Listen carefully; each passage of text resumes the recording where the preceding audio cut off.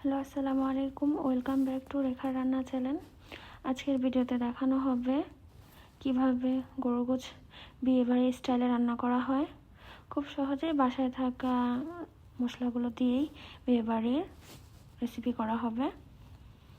ফার্স্টেই প্যানে সয়াবিন তেল দিয়ে দেওয়া হলো, আর পেঁয়াজ আর লবণ দিয়ে দেওয়া হলো। পেঁয়াজগুলোকে লাল লাল করে ভেজে নেওয়া হয়েছে, আর এর মধ্যে শুকনো মরিচ আর পানি দিয়ে দেওয়া হয়েছে। এর মধ্যে হলুদ গুঁড়া, মরিচ গুঁড়া, ধনিয়া গুঁড়া, জিরা গুঁড়া, গরম মশলা গুঁড়া আর ব্ল্যাক পেপার দিয়ে দেওয়া হলো। এরপর আদা রসুন বাটা দিয়ে দেওয়া হচ্ছে। যত রকমের ঘরে গুঁড়া মশলা আছে সবগুলোই দিয়ে দেওয়া হয়েছে। এরপরে টক দই দিয়ে দেওয়া হলো।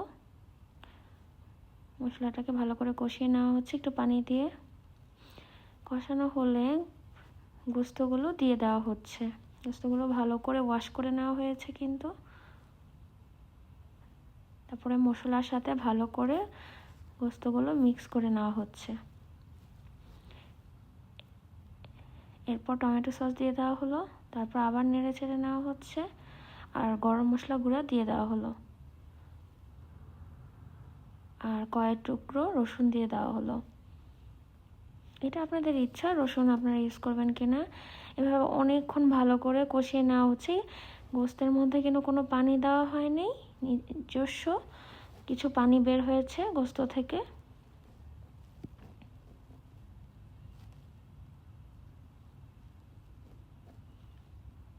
এইভাবে গোস্ত রান্না করলে কিন্তু খেতে অনেক বেশি টেস্ট লাগে, অথেন্টিক বিয়ের বাড়ির স্বাদ পাওয়া যায়। তো আপনারা বাসায় এইভাবে অবশ্যই ট্রাই করবেন। এই তো কষানো হয়ে যাওয়ার পরে এখানে কিছুটা পানি দিয়ে দিতে পারেন যদি আপনারা একটু ঝোল চান আর গোস্তটা সিদ্ধ হওয়ার জন্য। তবে পানিটা অবশ্যই গরম পানি দিবেন, ঠান্ডা পানি না। এই তো পানি দেওয়ার পরেও গোস্তটা সিদ্ধ করে নেওয়া হচ্ছে। এই তো গোস্ত কিন্তু সিদ্ধ হয়ে গেছে।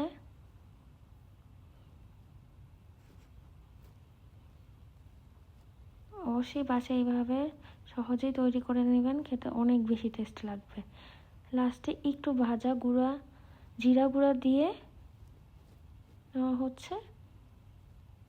এটা অবশ্যই ভাজা জিরা গুঁড়াটা ইউজ করবেন। এই তো তৈরি হয়ে গেল খুব সহজে বিয়েবাড়ির গরুর গোস্ত। এটা খেতে খুবই বেশি মজা। আশা করছি আপনাদের ভিডিওটি অনেক ভালো লেগেছে।